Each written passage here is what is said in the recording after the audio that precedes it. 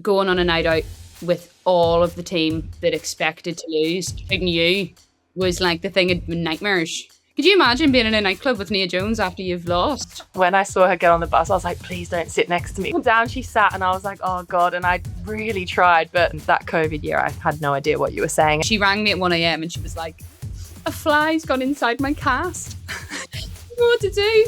And I was like, it's probably just going to die. I'm so sorry.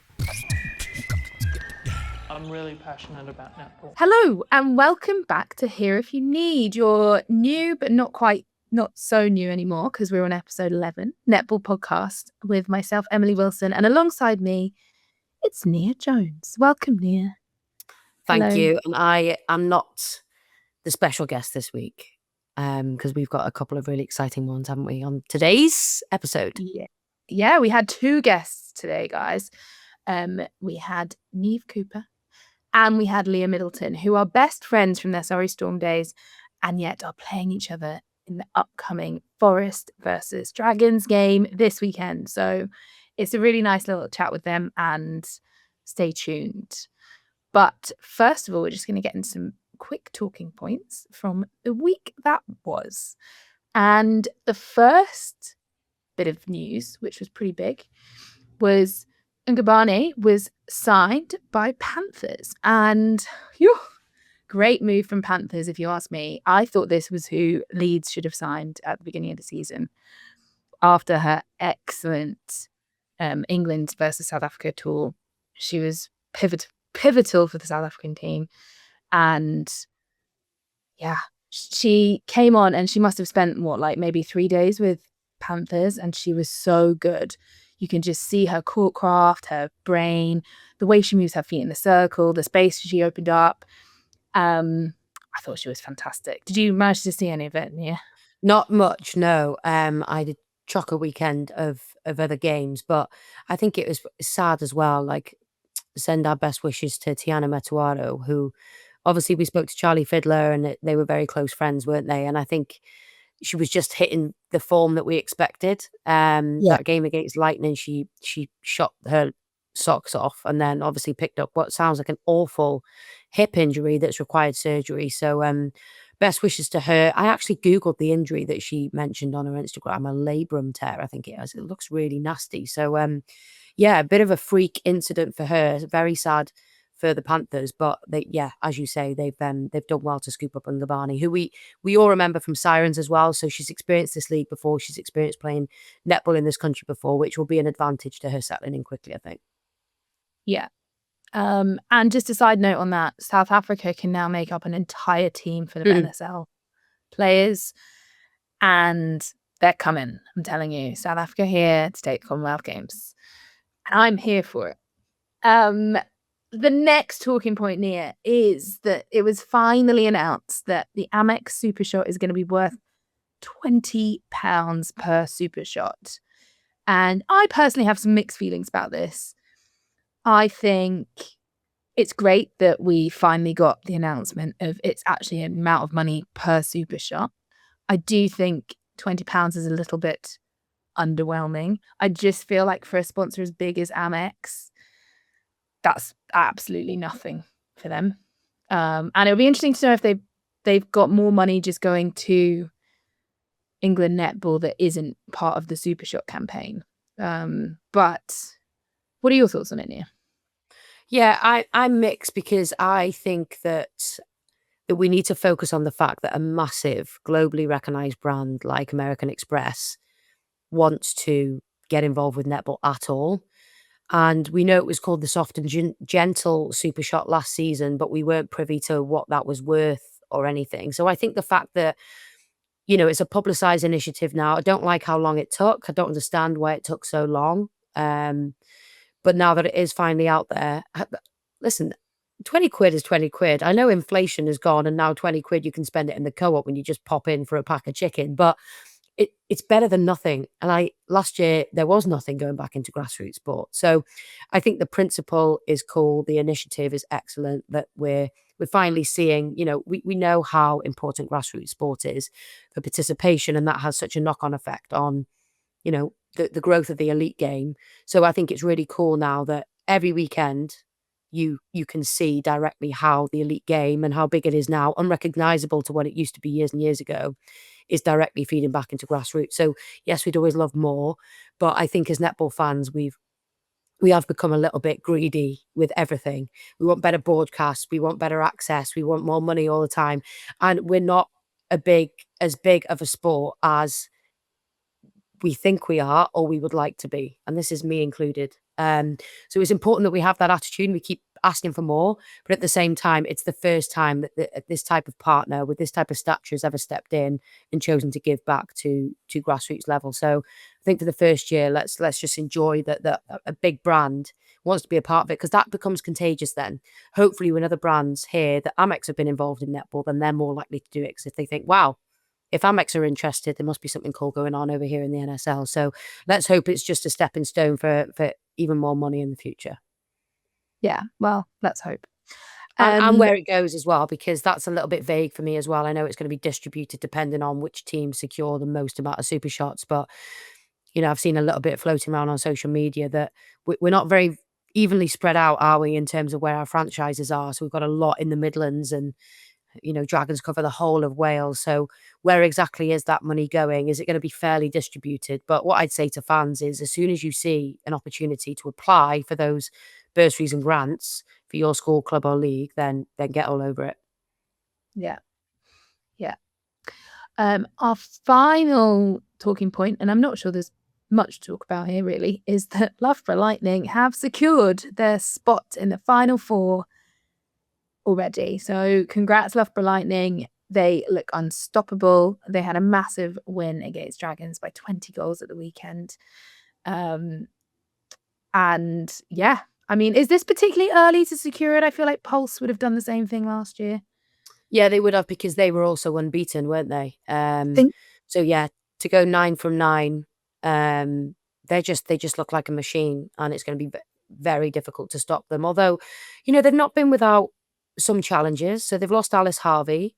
I think Beth Durant was out again on the weekend, but credit to them, it doesn't ever seem to, affect the momentum that they've built up. And let's not forget, they were pushed in that game against Nottingham Forest, that controversial scoring game against Nottingham Forest. So it's not like they've had it all their own way. But I know we're going to do predictions in a bit, and they have got that game against London Pulse this weekend. So yeah, that'll be an exciting one. Nia, you were commentating on Mavericks versus Thunder. Now, talk us through it. I think this was the game of the weekend. It was fantastic. What was the atmosphere like down in Brighton? Because it sounded great. Yeah, it was really good. It's my first ever time in Brighton, so I didn't know what to expect from the arena that's not usually used for netball. They did play there once last year. And as soon as I walked in, I caught up with Lucy Goodman, who was hosting.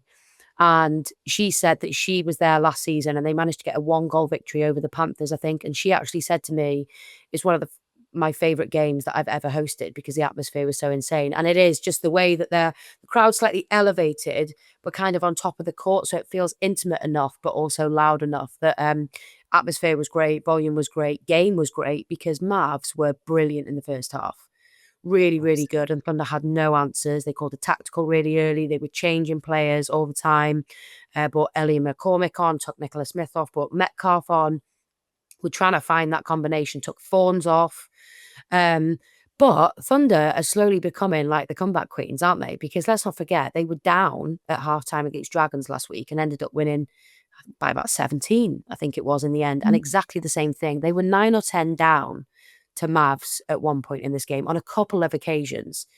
And once they then got ahead, got a sniff, changed some things, slowly clawed it back. I'll be honest, it was a disappointing injury again, scary looking injury to Emma Thacker, who in a collision with McKevitt, I think landed really heavily on her shoulder. We didn't have replay, so I didn't get to see exactly what happened, but that really changed the game. So I think that stifled Mavs' momentum a little bit, but she was shooting really well. And then obviously probably was a bit of a psychological boost for Thunder as well. And they were just slowly clawing it back. And then once they got ahead, there was no looking back, and they ran out convincing winners in the end. So they're really reliant on that third quarter at the minute. But, to be that far down and still never roll over and know that you can still win games must be a nice feeling. I'm interested in your thoughts on Sophie Fawns, because she, to all intents and purposes, was having a great game.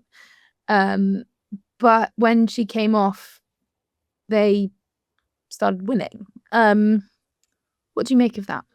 Yeah, I don't know if she was having a great game. I think some stats were sent through to me at half time that said that Fawns had only put up 6 shots and had only scored 1 from 3 super shot attempts. But that's not, it wasn't a Fawns issue. It was a Thunder issue in general. But there was a marked improvement when Fawns went to the bench and Lois Pearson slid across 2-goal attack. It just seemed to open up the circle a little bit. Cardwell seemed to know her role a little bit more, was happy to just offer on the one-on-one. She had another good game again. But yeah, they just grew into it. Taylor McKevitt was relentless. Huckle and Smith got some big turnover, big rebounds. And yeah, they just seemed to change the game. And that's what you get from having a squad, isn't it? But also bravery from Greg to take Fawns off. There's probably a lot of coaches in this league, less experienced coaches, that if they had a player of the caliber of Fawns and experience of Fawns, they would struggle with the concept of taking them off the court if they weren't happy with what they were seeing in certain aspects. But when you're as experienced as Greg, it's player management. It's what the game needs at the time. And, it's not deep. And I'm sure Fawns is chuffed that her team came back and won it, whether she was on or not. It's professional sport, which it is for her. It's semi-professional sport, but that's the attitude you've got to have. And if your team wins and you don't play, then you can't moan. Yeah. I hope people don't, but yeah. I mean, they do. They do. They'll say they don't, but they do. Yeah, and I get it, because it's difficult. Maybe we'll do a pod on this as well, is like how difficult it is to not play and to not start or to not play as many minutes. It's really tough. Psychologically, it's really tough. And that's a big part of how your coaches earn their wages, as well as how they manage those conversations pre-game, but also post-game as well. It's a huge piece of how you manage your players' emotions and expectations and things. But yeah, more toys are thrown out the pram by Super League players than you might realise. Interesting. Certainly not. This is not linked to Thunder or to Sophie Fawns. Could we just say this is just yeah. From my experiences when I was playing. Oh, disappointed to hear that. I thought everyone would be like, I want my team to win it on the cross. Right. So moving on to Panthers and Pulse, and Panthers went down 35-61 to an outstanding Pulse team. They were just great across the court, I would say. The first quarter, I think Panthers were buried, and there wasn't really a chance for them to get back, which was a shame, because I did think that they played some really nice netball at points, and you would have loved to see Ruth Hughes got the start at wing attack. Wing attack? At wing attack, yeah. And Izzy Kay was in centre, Michelle McGee in wing defence, and Gabby Coffey was back at goal defence. And it just seemed to me like they've started, if they can keep this squad together now, hopefully, because they've had so many little injuries here and there, that they seem to have a bit of a squad that they can move around and adapt and change to when things go wrong. And it's interesting to say that when they went down 35-61 to Pulse, but they did feel like a bit more of a squad this week. 35, that's unacceptable. 35 goals in an hour of netball. And I know you're playing a very good team, but you get half the ball every other goal. So that's a serious worry for the Panthers camp this week. 35 goals. Yeah. I mean, something I forgot to say in the Mavs game as well was Ellie Sadler, who they've signed in place of Raz Quashie. And again, best wishes to Quashie and Ratu, because this is just terrible news for the Mavs camp to lose those two, and for the Roses as well. But Ellie Sadler, kind of an unknown name, doing a deep search just before I was on the comms gig, and saw that she's the starting goalkeeper, or was the starting goalkeeper for the London Pulse pathway. Very tall, as experienced in the Roses pathway, but she was fantastic. And I was just in awe, because I remember my debut in the Super League. I was up against Sasha Corbin of Mavericks, and I couldn't get near her. Never mind, get a tip on the ball. Never mind, even get free to offer for a pass. Like, it was just a blur of 5 minutes where I was like, it was exhilarating, but also humiliating at the same time. But these kids who seemed to come on, and Ellie Sadler was brilliant. It must have been daunting. It must have been a little bit intimidating to be up against Cardwell, probably somebody who she's grown up watching and knowing of, but more than held her own. So great piece of recruitment from Mavs. I think she got an intercept on her first touch of the ball. Yeah. Who does that? How dare you? Ridiculous. But maybe that just shows how strong that pulse pathway is in that defensive unit that they've got, and that's why they reduced Panthers to 35 goals. And I will say that's with Ngubane, like, I think, having an absolute stormer of a game. But she did make mistakes. Like, there were quite a few loose passes, and that's to be expected. But I just got absolutely inevitable. Yeah, you've barely met people, never mind play with them before. Yeah, but she did seem to just open it up. And you mentioned it last week, but I thought Kira Rothwell has a bit of a raw deal, to be honest, because she got, I think, half of a quarter. And you could just kind of see it on her face that she felt this huge pressure to succeed. And when she was on, she was creating so many more things. She was on at goal shooter. And she's a wing attack, goal attack, isn't she? Yeah. Yeah. So she's on at goal shooter, but her game smarts are so impressive. And that was when London Pulse called a timeout because the game sort of turned. So I'd hope that she'd get a bit more time, like just going into a game, maybe knowing that you're going to have at least a full quarter on the court. Just go and do it for yourself from Sonia. But she's not getting much time on the court. It's difficult. Like, confidence is everything, isn't it, when it comes to most things, but certainly performance sport. And I think they should be tapping into her experience a little bit more. She's played at Pulse. She's played at the Mavericks. So yeah, they need to be using that a little bit more, but also, as you're saying, giving people space and grace to make mistakes sometimes and coaching them through it and asking them to change it up whilst they're on, not necessarily always whipping them off. Yeah. I want to highlight Gracie Smith. I watched the game, and at one point I just watched her, and the amount of tips she gets around the circle, the amount of little nudges she gets and pickups she gets is just insane. I think she's the best centre in the league at the moment, and I think she should go to Commonwealth Games. I've said it before, I'll say it again. I am such a big fan. She's 17 years old, and the way that she reads and sees the game is just mind-blowing. And her arms just go on for miles. Like, yeah, Pulse were picking up so many balls, like little passes on the edge of the circle, whether that was the centre and wing attack or whether that was the goalkeeper and the goal defence.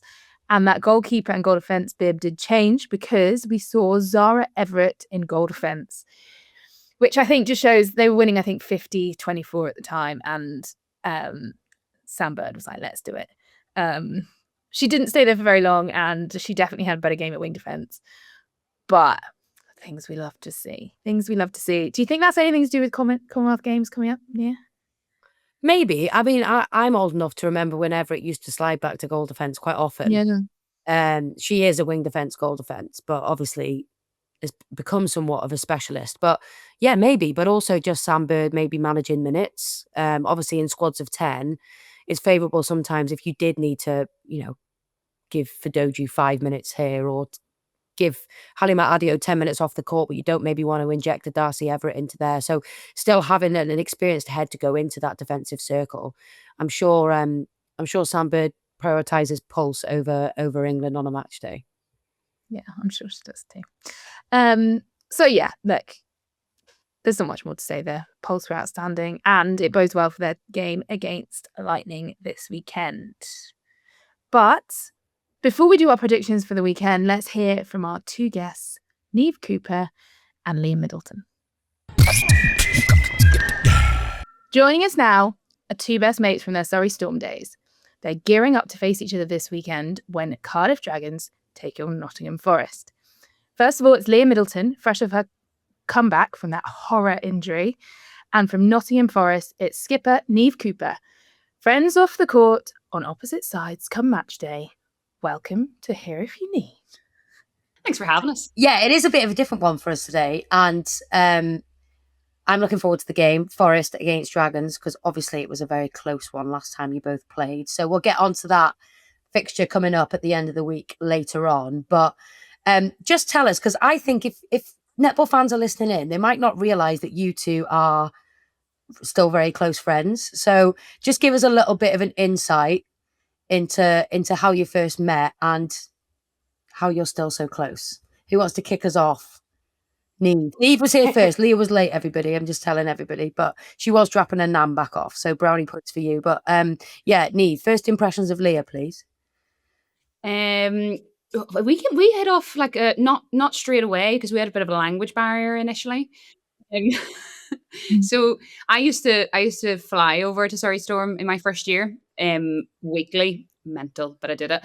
And I used to get the bus from the train station to the training court, and Leah obviously didn't have a car because you were just straight in from Australia. So we hadn't really met maybe once at a training session. Leah was late as per, so she came. I was. I can't deny it. Yes, I was. So I'm flat out doing court shuttles for 3 months, and then this Aussie just rocked in. And then I bumped into her on the bus, and obviously I was like, I don't really know anybody here yet. So I was like, oh, that girl's on my team. And I sat myself down beside her on the bus, and I was like, hi, like, I'm your teammate. And I chatted at her for probably the 20-minute journey. And the whole time, this was her.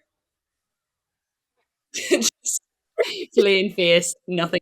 And I just thought she was really shy for the first few while. And then it transpired she didn't know what I was saying. No, I think I'd previously heard Neve speak on maybe like a team Zoom or something before, and when I saw her get on the bus, I was like, please don't sit next to me, please don't. Anyway, down she sat, and I was like, oh God, and I really tried, but I think probably for the first at least 6 rounds of NSL that year, we only played 3 actually, so that's a big fat lie, but that COVID year, I had no idea what you were saying, and do you know what, on the transverse line, it worked pretty well sometimes. Yeah, from time to time. But I mostly just got answers. You know, if I said, do you think we should do a 3 over or 2 on 1? She'd be like, yeah. Which one? Well, so these were your goal defense days, Leah, yeah? Yeah, I was running around and I was taking orders, and I'm not sure what I was doing, but I was doing something, and I thought we were on the same page. We might have been, but it was a struggle back then. We didn't win many matches, so I'm not sure if it was the combo of dreams, to be honest. Yeah. We'll never know. Yeah. I have written down here that Neve stayed at Leah's house in Australia as well. Oh, I did, yeah. You went over there for Christmas, didn't you? Went over for Christmas. Well, I thought she was going to get married. No, everyone else thought she was going to get married. So I have technically been engaged for 4 years, and we've still made no progress. But I did kind of dangle a carrot like, oh, why don't you come to Oz and I might get married? And then next minute the flights were booked, and I was like, oh, no, I'm not doing that actually. But you can come for a holiday. And it was good fun. We spent Christmas on the beach. Neve nearly drowned. I had to save her. We had to wave down a lifeguard because the waves were literally that ridiculous. I've never seen someone get tumbled so hard in their life on Christmas Day. But yeah, it was fun. Different probably Belfast Christmas. Slightly different beaches to what you used to in Northern Ireland, Neve. Well, yeah, you don't really stay in the water for very long in Northern Ireland because it's freezing. And we got down there, 30 degrees. I'm like, Christmas Day on the beach, like typical tourist. I'm all good day, mate to everybody. And then Rick's like, look, when we go in here, just stay between the flags. And I was like, what happens between the flags? And he was like, just stay between the flags. And I was like, why? And he was like, they'll not save you if you go outside the flags. And I was like, okay, well, it seems pretty simple. Stay between the flags. So we got in, and we're just sort of paddling initially and, jumping the waves. And then Leah was like, it's far more fun if we like go right out. We went right out, and then I got pulled by a rip, and I was like, oh, I'm a wee bit close to the flag. I'll just like scoot back in here. And then I couldn't scoot back in. And it got to the point where I was like, oh no, I'm giving it stacks here, like front crawling, can't get back in. I'm kind of waving to Leah. And all I could think was that morning, of course, I'd got up and I'd done shuttle runs outside. That was all Christmas Day. So you're under fatigue already? My calves were cramping. And I was like, I'm going to actually die because I did shuttle runs. That's what I thought. And then I didn't do the shuttle runs, by the way. Leah, it's never in doubt, mate. We weren't even going to ask. Don't worry. So yeah, I did live to tell the tale, but I just remember Leah just kept saying, because all I could think was that they're not going to save me because I'm not outside the flags, so that I'm a goner. And Leah just kept being like, "Let it take you, let it take you." And I thought, like, the next week, like, "Oh, where?" Anyway, Was there one contract being offered to a defender at Storm or something and you wanted it, Leah? Is that part of the plan? Yeah, off you go, Neve. Paddle out. They're dolphins out there, by the way, not sharks. They're dolphins. something like that. So yeah, we did. We had an Australian Christmas. That was good fun. So how does that relationship work now, you guys? Are you messaging each other all the time? How are you giving each other details on your teams, or are you telling your teams details on your mates? How does it work? It's so hilarious because I think if there's like general netball talk, I'll always pick up the phone and be like, "Oh my God, Neve, did you hear about so-and-so from this team?" But there's like this normal unspoken rule where we actually won't chat on a match week if we're playing each other. So this is probably the first time since we've gone to other clubs that we've actually spoken on a match week, because normally we just ignore each other and then after the game we'll be like, "Oh my God, so what did you get up to this week?" So not only is this the first time you're speaking on the match week, you're doing it on a podcast for everybody to listen in. Yeah, basically it could go very wrong for one of us. Yeah, so Neve, if you're prepping for Dragons, say, and in your analysis meeting at Forest, you're discussing what they should do in the shooting circle, what your team should do in the shooting circle, do you use that moment to tell them about things that you might know Leah hates or Leah's really good at? Like, how strong is your loyalty in those prep meetings? Oh, it's out the window. I'm like, we're grand. That umpire hates her that we have down, so we'll be grand. No. Not naming names though, Neve. No. Hey. I do think in like, if it was in this league, everybody kind of knows everybody anyway. So if I was like, "Oh guys, Leah will do this and goalkeeper," they're like, "Yeah, no." So like, I think we're kind of past that bit. It's probably more. Do you know if there was like injuries in camp, or like we decided all of a sudden that Jada was going to play goal shooter or something? I probably wouldn't tell Leah that. Do you know, it would just. Whereas other weeks we'd ring up and be like, "Here, we're here." So I think, yeah, it's just a quiet week, and then we just shake hands at the end of the match and be like, "Missed you this week," and then that's it, back to normal. Well, actually, Neve, I remember when I don't know if you know what I'm going to say, but you came over to Cardiff a couple of years ago with Stars, and me and Leah were on the Dragons team, and we got over the line in a very nail-biting match against Seven Stars. I think we won by 1 or 2, maybe. 1 probably. I think it was definitely 2. I think it was 3. No. And you were supposed to come on a little night out with us afterwards. Not a night out, but maybe for a little meal, maybe for a little bits of refreshments. And funnily enough, you changed your mind at the final whistle. Do you remember that?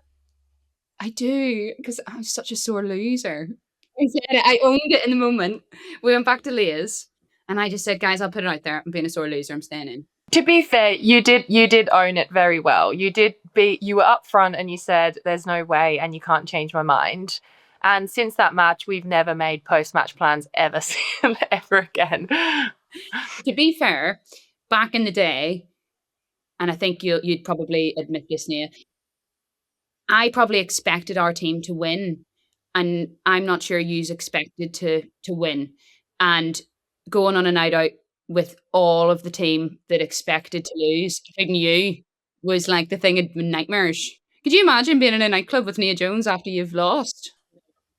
Yeah, but also, right, like now, like you're captain of Forest, that's a bad luck, isn't it? If you've just gone and you've lost a game that maybe you felt like you shouldn't have lost, and all of a sudden you're not saying you're pictured because there's hardly any paparazzi, but maybe Emily's there for the Here If You Need thumbnail, taking a picture of you outside a bar in Cardiff with the opposition. Yeah, it's probably not the done thing. So a very professional decision from you, Neve, but it was a great night. Thank you for the result. It really set us up well. You're grand. You're grand. I actually dog sat, and to add insult to injury, Leah's dog peed on the bed that I was sleeping on. So it wasn't a great weekend for me. Can you tell us a little bit about your time together at Surrey Storm, and how was the news for you guys who were players who had already moved on from the franchise prior to it not getting into this new sort of 2.0? what was it like? I know how I felt. I felt really sad for Seven Stars, having spent some time there. Probably Neve, you felt the same. But what was it like being a part of Surrey Storm and then obviously hearing the news that they weren't going to be a part of the NSL moving forward? I think it was definitely a sad week I felt for netball, which was like contrasting with a week where there was lots of people that were really happy and excited about the new league. It was like the weirdest week ever. And it was also the same week where Stars made top 4 for the first time ever. So it was like this real weird like roller coaster of emotions where you're like, woo, we're in the top 4, but it doesn't exist anymore. And that other team that I played for doesn't exist anymore. So, and I also played for Team Northumbria back in the day. So you're like, they're just like patting them down, like all the ones that, you know. So I think there was definitely a bit of sadness, but I think probably just, I mean, I had a great time at Surrey Storm and ultimately look back with quite fond memories. So it was sad for the girls that were in the team at that point, but in a way that I could kind of sympathise because I've just felt the same about Stars. So it was like, oh, I'm sad for you and you're sad for me. Same way I felt for the likes of Bethan and Tash at Bath. You know, I was like, I know what you guys feel in this, but it's sad for that area because I think that there's definitely a lack of netball down in that area of the country now, and they're really passionate about it. And I think that was probably the sadness around it. They were very passionate in Surrey. So yeah, that's probably. I love playing at Surrey Sports Park. Like, it's not the biggest, is it? But the crowd is right on top of you. Yeah, I used to love getting booed down there. Thought the fans were great. But Leah, that was your first taste of netball on British soil. So what was it like for you as an import coming over and settling in Surrey? Yeah, look, it was so weird when I first came over because obviously it was the COVID year. And looking back now, I think that's probably why there was some really fond and funny memories because it was just so different to what anyone in the netball world had experienced before. But yeah, when they got the fans back in the sports park, it was unreal. It was so loud. And I do think it was a hard place for like oppositions to come and play. And I know people talk about that now. And I genuinely believe Surrey Sports Park was one of the hardest places to come play. So yeah, I was pretty sad to see them go because they're a huge part of like history and netball over here too. Just talk to us a little bit, Neve, about what it's like at Nottingham Forest. Obviously quite a new franchise, but very much associated as a very famous football club. So how closely do the netball and the football sort of sides work together? And do you feel any impact from whether that's good or bad from being associated with a football club, essentially? So they're directly linked in that they're in the same offices Oh, as the cool. football. So all of the staff are based at City Ground. So it feels really different in a really positive way compared to any of the netball franchises that have been before. And that's not to diss the netball franchises that have been before. It's just professionalism on a different level to the point where it's probably taken the best part of a year for me even to like get used to that and some of the standards and expectations that they have because they treat you as if you are a full-time athlete and that's just the baseline standard. But with that, you get like so many more resources. So the S&C, the physio, all of those things, they have the resources they can tap into. I'm not saying we're training alongside or in the same gym as the footballers, but the standards are the same. The doctor last year and this year, like they're linked with the football. So what we can receive in terms of medical support and advice is much better than anywhere I've been before. Like the media, it's the same people that do the media for the football, do it for us. I think that comes across on our socials. And then even things like coming on this podcast, they check in with me, what things are you happy to answer, what things are you not happy to answer. They'll check in on it afterwards. And I've never had that before. And I think that's just like, they're just small examples day to day. I'm probably not even doing them full credit, but I think there's so many learnings probably that I don't even know about on a administrative and like managerial level that they utilize from the football that I think will only ever push us further into the professional area, if that makes sense. And you nearly want to be like some of the other clubs, be like, come and learn because there's so much about it. Or initially I probably was like, oh, it's a bit harsh. And then you're like, no, actually, that is what we need. And this is what we need to follow. So I love it. And I think it's the way netball should go. I truly believe that they're like well and truly like leading the way. But then I don't fully know how the other franchises are managing at the minute. So it's probably an unfair comment, but that's what I think. Was it a hard decision to sort of take that step to a brand new franchise, or was it just pure excitement that this is going to be the next thing? it really exciting but really scary, I think. But that's the same when you move to any franchise. But Stars had just lost their franchise, so I didn't have a home otherwise. So it it was one of those ones where it was like, well, like what an amazing opportunity. And you don't turn down an offer from Chelsea Pittman. You get a phone call from Chelsea Pittman and says she wants you in your team, you're gonna jump two hands with that. And I just saw it as such a huge opportunity. And they did obviously, like in the conversations that you have when you're initially contracting, these things that we're talking about in terms of how professional they're going to be are talked about. And like even like we train in the mornings, our sessions are done by like 12, half 12. The idea is that it's deliberately done so that most girls don't have another job. So they might have bits and pieces, but that netball becomes a priority and you are going towards that like professional look. So that was obviously all told to us in these contracting negotiations, if you like. And to me, I was like, wow, that's like actually full-time sport. So, 10-year-old Neve in PE would have like been like me into that, obviously. So yeah, scary, as it is when you move anywhere. And obviously I'm from Belfast and I've just moved sort of city to city in England, but I suppose just a new chapter, and it was nice to go and explore somewhere new and meeting people. And probably one of the first times I've moved to a franchise where I didn't really know somebody else directly. You know of loads of people, you know of everyone in netball, but it's like, I know you because I've marked Iona and I've played against Hannah, but you don't know them till you get to know them. But I love meeting new people, so I've been my element. Well, then, to be honest, as we've heard on your bus, sitting next to Leah, who didn't want to sit next to anybody.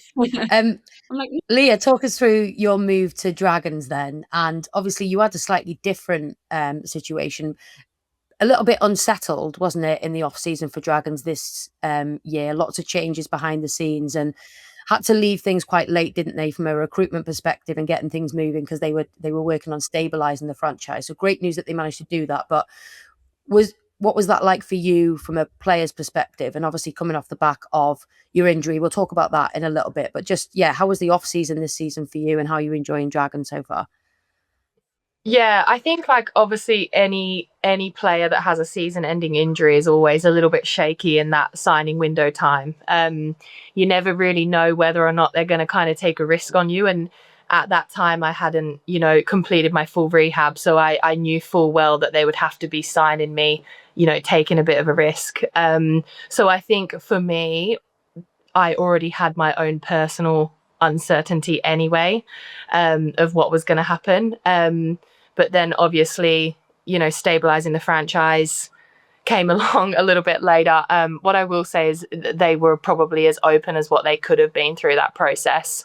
They were having, weekly calls with us, updating, and thankfully I was a part of that core group, although not officially signed. They kept me in the loop really well.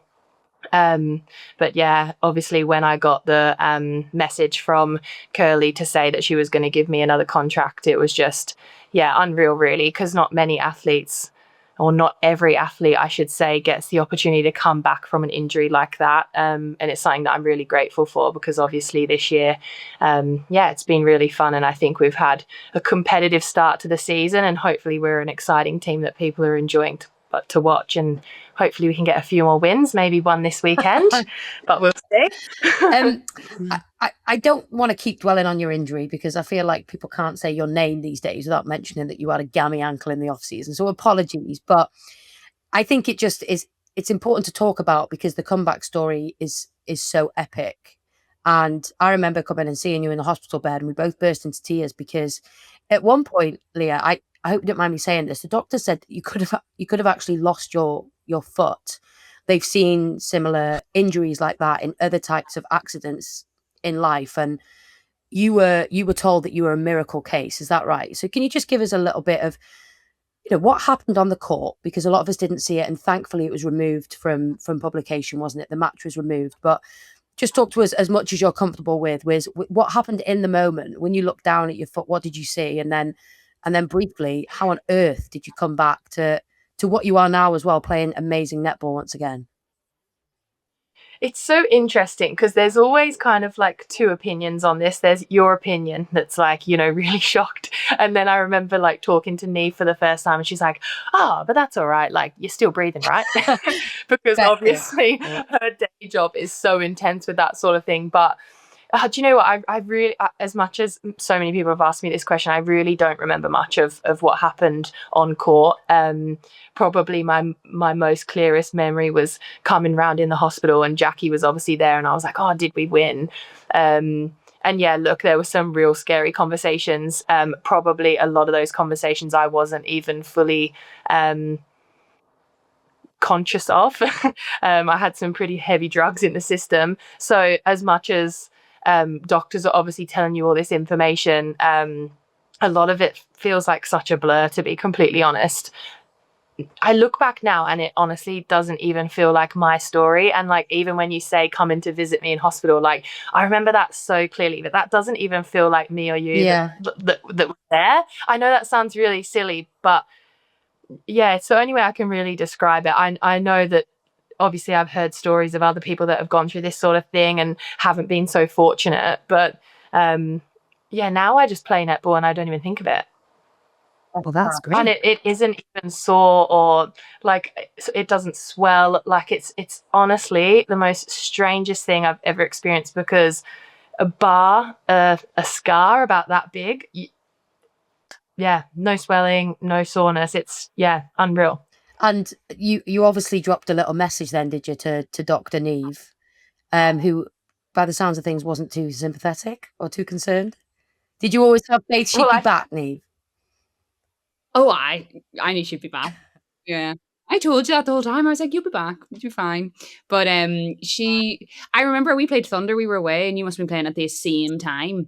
And two different people on different occasions came up to me immediately after the match and were like, we heard really bad news. Like, I need to speak to you. Like, something's happened to Leah. And because they did that, I remember being like, really bad. Like, is she breathing? And that was my genuine response. And they were like, oh yeah, she's like done a like really, really bad ankle injury. I was like, all right, I'll message her later on, sure. And then it was actually quite bad, obviously. Then I got ringing Rick and he was like, no, it's there's blood everywhere, pretty bad here. But yeah. You did well. I do feel like sometimes I do feel slightly guilty about our friendship, because sometimes in times like that I do become a little bit like a full-time job. And she should actually start charging me, because I was definitely dropping messages all hours of the day, being like, oh, this has happened and this has happened. And like some of the stuff I look back and think of what I asked you is just like so insanely like, if you're asking her about crazy. weird rashes that's nothing to do with your ankles, then that's not fair, Leah. That's got a honestly on her arm. But the worst one, I'm gonna land in it here, but the worst one was the 1 a.m. call. Now I do work to midnight a lot of times, so it isn't abnormal for me to be awake at 1 a.m. But she rang me at 1 a.m. and she was like, a fly's gone inside my cast. I don't know what to do. And I was like, oh, look, I think, it's probably just gonna die. I'm so sorry. But I was like, oh my God. Put it off. Because obviously when you have an open injury like that, they honestly nearly scare you into thinking that it's going to get infected. And they're obviously setting you up for like worst case scenario. But in my head, I was like, no, hold on a minute. That can't get infected because I've got a season to play and I've hopefully got a Commonwealth Games to go to. So like infection is like not an option. And then I just saw this, like obviously I spent a lot of time in my room on my bed and I see this fly buzzing around and all of a sudden it disappeared. And I was like, hell no, it's gone in the cast. So I called her up and I was like, listen, I'm taking the cast off. And she was like, do not take the cast off. It was like 3 days post being home from hospital. But yeah, I think that was one of many crazy things of what I asked throughout that period. So fair play, Neve. You did a good job. The cast nearly come off a few times. That when you initially came home as well, you were like, I think my foot's going to be forever like pointed in the wrong direction. I think it's a bit wonky. I was convinced they set my foot wrong. Like I was convinced they set it like pointing downwards, and I was trying to explain it, and like poor Neve like was just like, I have no idea what you're talking about. So I ended up like drawing it out on a Snapchat filter of like where my foot was pointing in this cast, and I was like, if they pointed it that way, am I going to ever be able to put it flat again? It was all very dramatic. Before we continue, I do just feel like we need to point out that Neve is a doctor and not just a sort of medical enthusiast. And she's a full-time A&E doctor in her spare time around also being a professional athlete, which is insane. And that is something I want to ask Neve. Like, how do you do that? Leah's gonna laugh because she's like, everyone always asks you, what do you feel? And then she is always like, really easily actually. She only does one shift a month. Like, we're bigging this up here. She does one shift a month. That's a lie. I work 50% hours, and they have gradually dropped as the years gone on. So when I lived with Leah, I can't remember what it was on, like 60 or 70%. But sometimes it did seem, obviously because it's a rota in A&E, some weeks I don't work at all. So this week I'm not working at all because it's a grudge match on the weekend. Well rested. But then other weeks I might work like 3 shifts. So I work on average 20 hours a week, but not every week. So some weeks it looks like I have loads of free time and do nothing, and people are like, she's completely lying. But yeah, so part-time hours. We're going to move on to your recent games. So, Leah, let's start with you. Dragons had I'm going to say unfortunate loss to Loughborough yesterday on Sunday. We're recording on Monday, everyone. You guys went down by 20 goals, and I think it was yet another match where the score just didn't reflect the game. It was a really tight contest throughout. Is it a positive thing that you are playing really well and not winning, or do you find that very frustrating? Oh, I think a little bit of both, and obviously you're catching me pretty still raw from that result, because it was only yesterday. Look, we speak about the process a lot, and I think we're slowly getting that process closer and closer to where we want it to be. I think even now we probably still haven't had that 60 minutes full performance that we're looking for. And even after the wins that we have had, I think we've come away and been critical of parts of those matches as well. Dragons needed to be competitive this season. The gap was just growing bigger and bigger between those bottom teams and the top teams. So I think as players, I don't want to say we felt pressure, but we were aware that we needed to pick up our game and hopefully put out better performances than what we did before. And I think we're getting there, but I still think there's just a lot of work that we can do between now and the next 5 weeks to hopefully get that 60 minutes performance. I know yesterday, the Loughborough game, when you say you've lost by 20 and you've let the other team score 82 goals, it's like heart-wrenching for a defender. But when you like break it down and you have a look at like where they've scored, yeah, it does seem a little bit like it doesn't reflect. But then at the same time, I don't want it to be a cop-out because this is our game now and we're dealing with the Super Shot. So yeah, we look at our second half stats, they were slightly better, but the first half, yeah, we just need to have a look at, and especially in those Super Shot periods, I think defensively we just needed to put more pressure on them, and especially a team like Loughborough that attack that Super Shot time, you can't afford to ever switch off because they're just going to punish you, whoever they have on the court. Would it ever be a tactic that you know, like when you go a player down, and we've all been on teams, mostly if you've been on a team with me, where they're off for 2 minutes from a suspension, right? What teams tend to do then tactically is they keep the ball because you're just trying to run the clock down so that your teammate can come back on.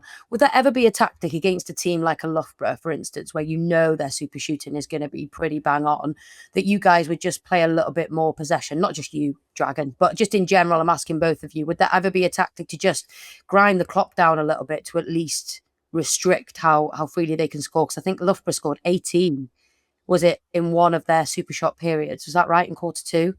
I think it was 16, but it might have been 18 to be fair. But that the Super Shot score was, I think, 16-2 in that 5 minutes.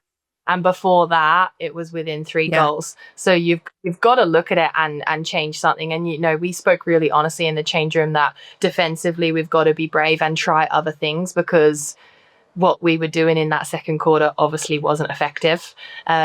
And, you know, there's a lot of emphasis on the attackers score in the twos, but I think there's equal responsibility for the defenders to be able to slow that like down and stem that flow a little bit. I mean, yeah, thinking about playing possession would have been helpful about 24 hours ago. Could have used that. Maybe use it on yeah, Saturday, but don't tell anyone from Forest that you're going to do it. That's what we're Never going to let do, on. Neve. Tell your team. I do think there's a lot to be said, though, for like not. I think playing possession for 5 minutes. Oh, too long, yeah. Horrendous.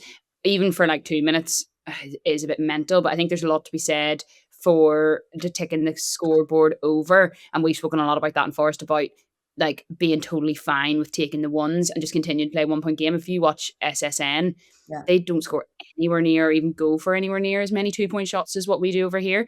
And I think that's probably a learning process. Whereas every time you go for a 2, the percentage chance of you scoring that is lower than a 1 by about 20% on average across the league. So if you're in a goal for goal game, it's smarter to just go for the 1 and tick that over. And it also then doesn't feel like the ball's rushing down into your defense continually. So it's probably in those quarters where you're sort of there hot on the hand, it's just being able to score ones in it. Then it's not 16-2 and it's 16-8 or 16-9 doesn't feel just quite as bad. I know that's easier said than done. But yeah. Neve, let's move on to your game. So you had a really great win versus Leeds. But I would say that in that first quarter, Leeds came out and they were like, we're here. You guys looked a little bit shocked, I think. Is that what you felt? Yeah. Or...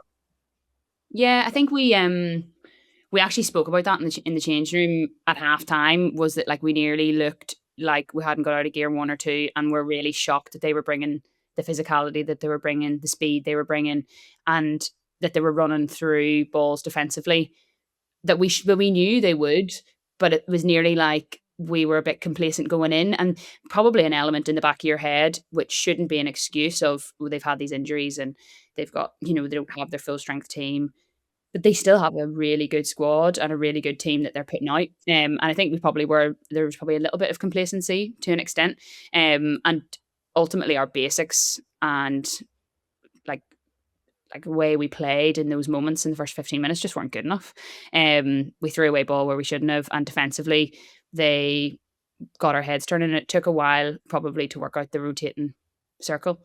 So yeah, credit to them. But what I was really proud of with the girls was we called it tactical out of about 8 minutes in the first quarter, and that's probably the best we've come out of a tactical timeout yet in the season. And to pull that back then from, I can't remember what the score exactly was, but it was like 10-3 or something to 15-all, was the kind of grit and response that we've been really trying to get from those tacticals. So I think that was a really positive learning. And then being able to push on through it. And like, we know the games are peaks and troughs and a wee bit of a roller coaster, and it's trying to hold your nerve through those, like, oh, it's 11-3, that's okay. With the benefit of Super Shot, that's totally fine. We can get this back, but don't just capitulate at this point and fall off the cliff. I think that's something we've been trying to work on. So actually to have that challenge isn't a bad thing in the middle of the season. Can you just take us, Neve, into one of your tactical timeouts? Because obviously lots of fans would love something like they do in the Sun Cup, where we have that big, that hamster mic in there. I don't know how much bad language we'd hear, but like, how much of it is just the fact that you need a breather to just get back and stem the flow of the opposition, or how much tactical information can actually come in at that point for you to be able to implement? So when we call tactical, it's very, obviously the coaches will have had a bit of an idea that it's coming. And so I imagine that they prepare for what they're going to say. And that's very evident. So like on the weekend, we received a few stats in that moment. So it was like, this is what centre pass to goal is. This is what their centre pass to goal is. This is where they're landing it. This is what we need to shut down. This is where we could expose them. Go and do that now. And then we have an opportunity to take a breath, come together as players, refocus, and then go back out again and do those really small things that were told of us. And yeah, similar to Suncorp, sometimes that comes across very sternly, and sometimes it's like, everything's fine, don't worry, we're going to go out and we're going to do what we know we can do.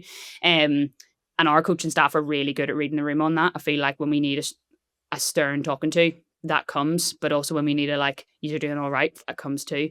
But when it's their tactical, so obviously when it's momentum's with you and they call it tactical, you probably receive a little bit less, because it's quite hard for coaches. It's just like, talk to them right now. And when you think it's going good, you might not have necessarily had a moment to think about what to feed back. But often in those moments, it's just like, they've called it. Let's just remember that we need to go back out and work on like XYZ tactic, because they're going to try and halt that momentum here and nearly try and guess what they're going to try and do Yeah. off the back of their tactical. So yeah, it's only 90 seconds. It goes really quickly. But yeah, it's short and sharp. But I like them. I would definitely vote for more. I think they should have more. I think it would help the game. I think it'll help keep people in the game more and make everything a bit more competitive. On that, you just said you called the tactical timeout. And how does this work for both teams? Is this normally something that comes from on court, or is it something that comes from your coaches? Sometimes the coaches will, so the timeout signal to the umpires is that. So sometimes you will get a message from the bench, like a call it. Sometimes you won't. Sometimes another player might say, I'm just going to call it. So anyone can call it. It doesn't have to be the on-court captain. But we obviously have talked about it in training, times when we think we would need it. Times even when you think you would need it, do you like wait for your next centre pass defence? What do you wait for? Do you know what's positive for our team? So we've discussed those things. So I suppose it's a feeling momentum, because sometimes as well from the sideline, you're like, oh goodness, the momentum's lost from us. But actually on court, it feels like you're in control, or vice versa. So it's kind of a feel in the moment thing. But if there's I think across the board within the league, if there's a run of 5 or 6 goals, most teams are calling a tactical or getting them up out. You're also part of the leadership group at Dragons, Leah. Have you called a tactical timeout yet? And in your huddles, who are the voices that we would hear? Yeah, obviously I'm one of the ends, so I think it's easier to get the attention of someone who's stood around for a little bit than someone who's running around in the mid-court. So yeah, look, I think it's a collaborative thing across players and coaches. Personally, I would never just call one off my own back. I would always look over and, double check that it's the right thing to do. Mainly because I'm aware that I can only, go in 1/3. So what I'm feeling might not be across the whole court. But yeah, I totally agree. I think teams know when those tacticals work well for them and when they don't. And I think you use your own tactical around that advantage. When we go into our tacticals, we often split our defensive end and attacking end, get some information, and then normally Curly will bring us all together just before we go out, kind of just, reconnect ourselves. Sometimes there's time for player chat, sometimes there's not. It just depends. And I think as a player that's been around, I want to say for a few seasons, I'm going to give away my age, but as a player that's been around for a few seasons, I think you can kind of read the room when there's time for player input and when there's not. Yeah. One other thing that we wanted to ask about, because we spoke about it on last week's episode, Neve, is what happened in your match with Loughborough Lightning. Obviously, you did the double over them last year, so everyone was really excited to watch it, and it went down to the wire as well. And Emily and I were even unaware of actually how early that scoring mistake was made. So Emily, you went back and looked at it, didn't you? Yeah. So I don't know why I thought it was towards the end, and I just had it in my head that it was, but it was right at the beginning of that final super shot time. And I take back everything I said last week. I think it would have massively affected the game and the score. And how did you guys deal with that? I feel like there hasn't been much public outrage discourse surrounding. Yeah. Blackboards. Outrage, but I was trying to be, a proper journalist. Discourse around it. Yeah. Yeah. Look, it's frustrating, because I think in our camp when we heard, and full disclosure, I didn't realise on the day. I didn't notice on the court. But why, Neve? Because you've got a great point on this. Yeah, so our scoreboard that was up that day, there's a couple of different scoreboards and a couple of the arenas have this. So the scoreboard is above us on the big square box, so it's really easy for the fans to see. But if you're in the mid-court, you can't see the score up there. Now, there's been a couple of times where they've changed it and there's a small TV in the corner, but if you're on the other end, then you can't see that TV. Well, I'm 33, so I can't necessarily always see the TV. So and our bench is really good. They've like flip charts and things at times, but on that particular match, I could not see what the score was. And I remember actually with about a minute to go, like going over the transverse line and like looking up at the scoreboard from where we were to try and work out how far, like how many goals were in it and how long we had left. So I didn't notice it in the moment. So like when the 2 went through, I didn't see 1 point just go on the board. Which I think in a game where the scoreboard's really clear, you might have noticed. But it just came through in a WhatsApp message from Chelsea to us the next day to say this was picked up by our PA in the statistics, and they were going to raise it with the league. And obviously the league have reviewed it and agreed that, yeah, that was an error. And it was rectified. And I suppose the frustrating bit for us is that it might have changed how we played out or attacked the last few minutes had we have been, only within 1 goal with 30 seconds to go and they had the ball in hand. Would they have attacked it differently? Therefore, would it have made it a wee bit easier for us to win ball because they weren't holding possession? Would they have been a little bit more like antsy on the ball and been more likely to give away an unforced error? Who knows? I know for sure if I was in Loughborough's camp, I would be like, "Oh, give over. We still won." So, ultimately the score, it doesn't change anything massive on the league table. Yes, 1 point in a goal difference might mean something at the end of the league, so it's worth having. But frustrating. Good that it was reviewed and that there's a process for that, I suppose. And our club were really transparent around what was happening and kept us in the loop before it was put out on social media and things like that, so it wasn't a shock to any of us. But yeah, I don't know how it happened. Finally, guys, we can talk about another national team that is not the England Roses. So I'm very grateful that we've got a Welsh feather representative and a Northern Irish warrior. Obviously, Glasgow Comm Games is coming up in the summer. First of all, Leah, let's start with you.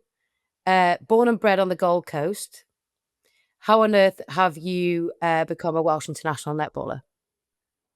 Well, I was actually born in England, which I'm not sure if I should divulge.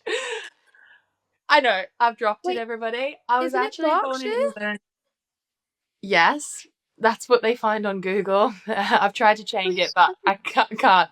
Roses, no, keep away. She's already been capped. But I obviously headed over to Australia when I was really young. I never thought playing for Wales was going to happen, was not on my bingo card. But it's something that's really taken me by surprise of how much I absolutely love it and feel so much passion for. It is such a weird story of how I managed to play for Wales, and obviously it heavily involves Nia Jones. We were out for dinner one night and obviously just got chatting. It was the first time I'd ever met Nia. Obviously I'd met you on the netball court, but not as a teammate. Yeah, I called you out for whacking the post when we could have drawn against you. And this is hilarious because me and Neve actually spoke about this, and we said that was one of our top stories that we wanted to cover. So we can go over that in depth if you'd like, Nia, but it might just be too sore for you. Right, listen, I'll just fill listeners in. Basically, Dragons were playing Surrey Storm at the Sport Wales National Centre. It was very tight, it was very feisty, it was very close towards the final stages. We had the ball with like 7 seconds on the clock and we were 1 down. The ball gets wanged into Georgia Rowe, who catches it. And then Chris Obin, gonna name him, I remember exactly who it was, where he was. He blew his whistle, and I was about to hear what I obviously thought was going to be said. Contact goalkeeper is Leah Middleton. But no, he blows his whistle and he says, incorrect use of the post. Is that what it's called? And he gives... I think he said contact goal shooter on the post. Yes, he said so. I heard contact and actually started to stand out of play. Yeah. Because it was a duel in the air. Georgia caught it. And then he gave a free pass to Storm. They won the game by 1. And I was adamant with my eyes. I had seen Leah's big, massive shovel hand on the post. And Georgia caught hers with 2. So in the post-match umpire thing, it was heated. And I remember he said to me, I was much better placed than you. And if I had to make the decision 100 times again, I'd make it exactly the same. And I said, I've already looked it on the video. So, and I think this is a big reason why I'm passionate about stories that cover the game or podcasts or commentary or footage, because everybody just wrote, oh, Storm beat Dragons.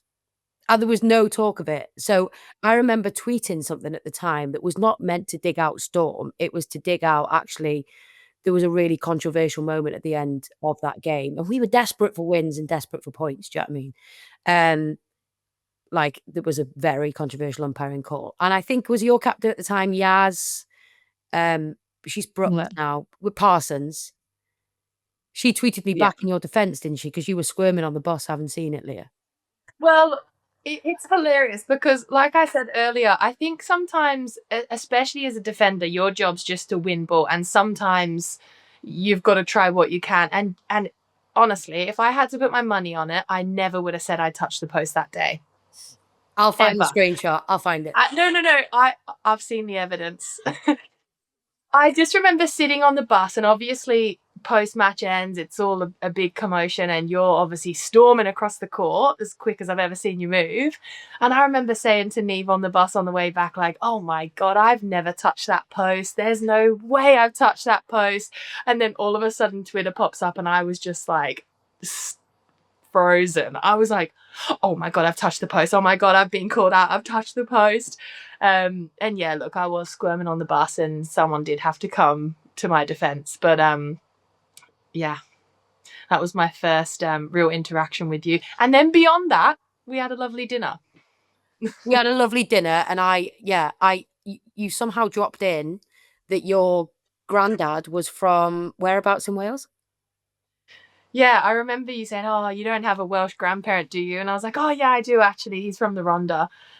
And I was like, what? I asked everybody, every netball I've ever met, I asked them if they got any Welsh in them, and often mostly the answer's no. So yeah, it went from there, really. Yeah, it is hilarious though, because obviously not knowing I was eligible through a grandparent, but also now I look back, living with Neve for years, she also knew I had a Welsh grandparent and never Neve never just mentioned that actually made me eligible. I remember you saying, like, do you reckon I am? And I was like, what is it, your dad? And you were like, my granny. And I was like, no, wouldn't ride. And then I was also like, and anyway, sure, that girl that captains the Feathers, she's calling people out on Twitter about touching posts and all left, right and centre. You wouldn't want to play with her. Go on, trial for the diamonds. You wouldn't want to play in You've been spoilt with some good wing defence teammates, haven't you, Leah? Look, I can't complain. I'm looking after your best interest at the end of the day, you know what I mean? So in your best interest, the Northern Ireland Warriors, 75 caps? I have a few more than that now, but that's what Google says, to be fair. Okay. Well, I'll tell you what the actual number I'll is. blame In the my 80s. stato. But just talk to us about what representing Northern Ireland means to you. Because obviously it's a kind of it's not the biggest sport, is it, over in Northern Ireland or Ireland? But you represent them better than any international athlete. And it would be weird for me to ever see a Northern Ireland team without you in it. So just how much do you enjoy it, but also how much are you looking forward to hopefully getting selected for yet another Commonwealth Games? And your first match is a really easy one, I hear. Yeah, against the Roses. And they say, if not us, who? If not now, when?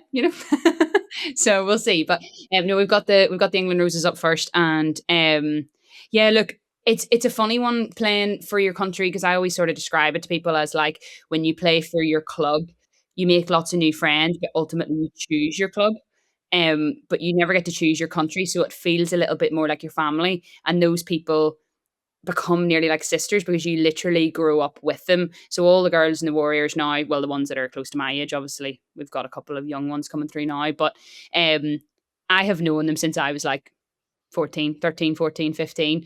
And so they know you so well when you talk to them on the phone or you like see them at a camp. It's literally like sisters, to the point where you bicker and you're totally different in that environment than you are when you're at a forest environment or in your club environment. Right. So it's really hard to describe, but you would also literally, you'd get run over for them. You would do anything on court to try and see them succeed, to help the team play wherever they need you. And it's a completely different kind of like grit and mentality that you end up with.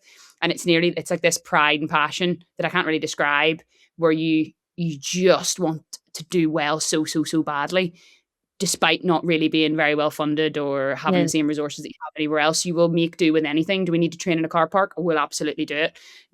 Will we lift this stone instead of a weight? It's not quite that bad, but you know what I mean? Like you will do whatever is needed. And I think it just comes from like an overwhelming want for the country to do well and to make the country proud. So if I was to get selected again for this Commonwealth Games this year, it would obviously be a massively proud moment for me. My first Commonwealth Games was in Glasgow in 2014. I think that might have been, was that your first games as well? Yeah, Nia? it was. And they did such a good job of hosting it, I think. I thought it was amazing. It was honestly the best couple of weeks of my life. I just loved it. Like just running around trying to get photos with Usain Bolt and Tom Daly, just like living my best life. But yeah, I think it just brings back such fond memories. And like the girls that played in that team, I looked up to so much. Like they were absolutely my idols, my heroes. So I think to go back to Glasgow again, even though it's a smaller games, is just like it would be a dream come true. So fingers crossed if Shona Forbes is listening. Oh, of course. She's your assistant coach at Forest as well, right? Yeah, she is. Yeah. She is, yeah. I was just about to ask, like, how much do you both have that constantly in the back of your mind that you want to be playing well, you want to be playing a good amount of minutes, but you also don't want to pick up any weird niggles that's going to jeopardize you in that trial process. So do you talk to your international coaches whilst the Super League's going on, or do you just have to shut off, do your franchise stuff, and then as soon as it finishes, you go international mode? It's probably a bit different for you, Leah, isn't it? Because you are kind of all on the same team. Yeah, I definitely think there's a lot of crossover with Dragons and obviously the Feathers.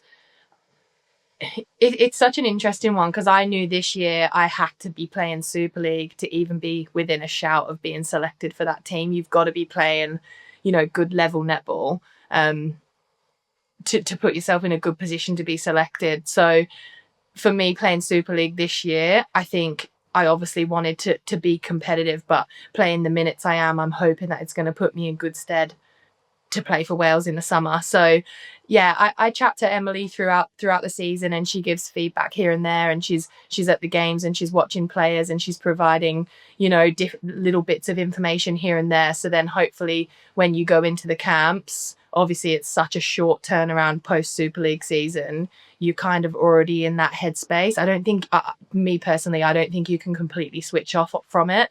We're constantly on Zoom calls and, team meetings and all the rest of it. So it has to keep ticking over because there's just not enough time to jump straight back into that for 5 weeks and then go and play and perform at the level you want to for a Commonwealth Games. The girls are still in camps, so I don't know if the Feathers are still in camps because there's so many of you guys involved in Super League, but the Warriors are still in camps at the minute, so I don't get to be involved in those in the Super League period, which is a bit stressful because you're like, oh, I'm kind of missing out and I'm not getting to be there with the girls. But they continue on because the league at home has finished now, so they will be in camps in the build up, and then I'll join them hopefully after the Super League Grand Final. Yeah. Love it. Nice. I have another little question, which was originally Nia knows, but I think it's going to be Leah and Neve know. This is from Jazz MB. In the signing window, what comes first? Is it a player that messages the club, or is it the club that messages the player? It can be either, I think. To be honest, it depends on the player. So some players will like send out messages to clubs or the contact for the club, and they're shared. The contacts for the clubs are shared with the players. I can't remember how long in advance of the signing window opening. So you can email out interest. And then there's also a list of uncontracted players goes out to the clubs and to the players. So last year you received a list and you knew who was on a contract and who for the following season already and who wasn't. So who was available, if you like. So those clubs knew who they could target and who couldn't. But players can reach out to clubs, but the clubs can also reach out to the players. It's probably about, I don't know what percentage, but They're both. And then do you ever get your mate to be like, I want Neve to come over to Dragons. Like, I think that she'd be a great fit here. Does that ever happen? Oh, I think it must do. I know I've played in teams before. In Storm actually, and it just so happened we were with Sophia Kandapa, and then Layla Guskoff wanted to sign. So, they're best friends, and I think, it definitely happens. Who's most likely to win on Saturday? Nottingham Forest or Dragons? Up the Reds. I think tickets are still available, guys. It's at the Cardiff City House of Sport. If you can't get there live, check out tickets. If not, you can listen to me, and I'm not sure who else, cover the game on Sky. So, Emily, you must have FOMO this Saturday. Oh, yeah. Look, I'm massive FOMO all the time, but particularly after this lovely call that we've had. So thank you so much, guys, for coming on. It's been lovely, and good luck for the rest of the season and for Saturday. To both of you. Hope you both play very well. Thank you. Oh, thanks for having us. Awesome conversation, and lovely to see how close they are off the court, which I didn't even know that they were friends off the court until you told me last week. Yeah, really cool, wasn't it, to have both of them on at the same time? A little bit of friendly fire ahead of their match against each other. But yeah, there's all these little secret friendships probably across the league between clubs that we're not really aware of. And thanks to Forest and for Dragons for giving us access to them as well. Yeah, thank you. Now, alongside that, there are 3 other games this weekend. It's bank holiday weekend, and they're a bit more spaced out than they were the last bank holiday weekend. And we've got to do our predictions. So, catching up from last week, somehow we had a draw, even though I felt like I won. But you sound like a Dragons player now, saying you played really well, but it didn't show on the scoreboard. I'm with them. That's unfair. You didn't get the Mavs win, and you didn't get the bonus point, but you did get a Lightning win. And it's very confusing. But anyway, it was a draw. It was 4-4.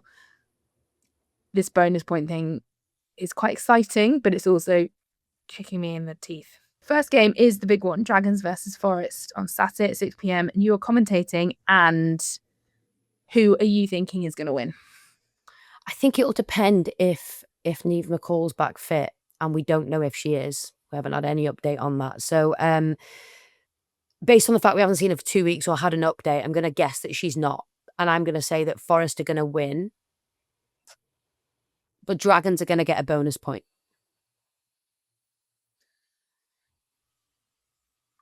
I'm going to go with Forest win and Dragons don't get a bonus point. Nice. Mainly because I feel like I do need to make some fine points back. Yeah. I also need to, not have my car broken into in Cardiff when I park it. So I don't want to be too mean when I'm there on Saturday. But well, will you fill up with petrol? That was a common near diesel. I actually can't believe I did that, guys. Oh, what did you do? People thought that you'd let it run out. I did. Who's people? Yeah, so I knew I was low on fuel, right? I've done a lot of driving, and I knew I needed it on this specific day, but I ended up being roped into a paddle match that I wasn't expecting to play. So drove to paddle, then I dropped somebody off after paddle, then I drove home. And then I was going to my friend's in the evening because she just had Achilles surgery. So then I thought my job was to bring the pizzas. So I thought, right, I need to go to Tesco to get petrol, and I get the pizzas from there. As I went to pull into Tesco, there's a big queue for the petrol, and I was like, oh, I can't wait in that. I'm going to be late. I'll just go next to my friend's house. So I went to my friend's house, stopped at the co-op next to her house to get to the pizzas, got my pizzas, got back in the car wouldn't start. And I was like so confused because I literally just had a service 2 weeks ago. But the way that I sit like one of the characters on like a GTA video game where I'm slouching back and I can't actually see the petrol gauge or the range miles until I look up and over and it said 0. And yeah, I've literally crucified some of my teammates who've done this before in the past, and I cannot believe I'm now that person. So yeah, what an idiot. And I even filled it up, and it was a big old mission to get a can and fill it up and take it back. And the can only had 5 litres in it, and 5 litres didn't kickstart the system again, so we had to go back to the garage. It was drama, and I don't know how we've got onto this in the middle of our match day predictions. It's because I'm gonna people are race asking it through and Mia them. knows. I'm going to race through them. Rhinos Okay, are go. playing Mavericks, and I am going to go for a Mavericks win and no bonus point for Rhinos. I'm going same. Oh, okay. Yeah. Pulse Lightning. I'm going for a Lightning win and a bonus point for Pulse. I'm going to go Pulse win and a bonus point for Lightning. You know where your bread's buttered and it's pink. And then Thunder, Bank Holiday Monday. We've got some Monday Night Netball. Thunder are playing Panthers. And I'm sorry, Panthers, but I think it's going to be a Thunder win and no bonus point for Panthers. I agree. I think that's, yeah. I agree. Oh, do I? Maybe Panthers will get a bonus. Maybe Panthers will get bonus point. They could all, they did like, no. Thunder and Panthers, no bonus point. I'm agreeing with you. Okay. Done. And this has been another very long episode. But thank you for sticking with us. And as always, please like, comment, subscribe, and message us. And we will see you next week. I'm really passionate about netball.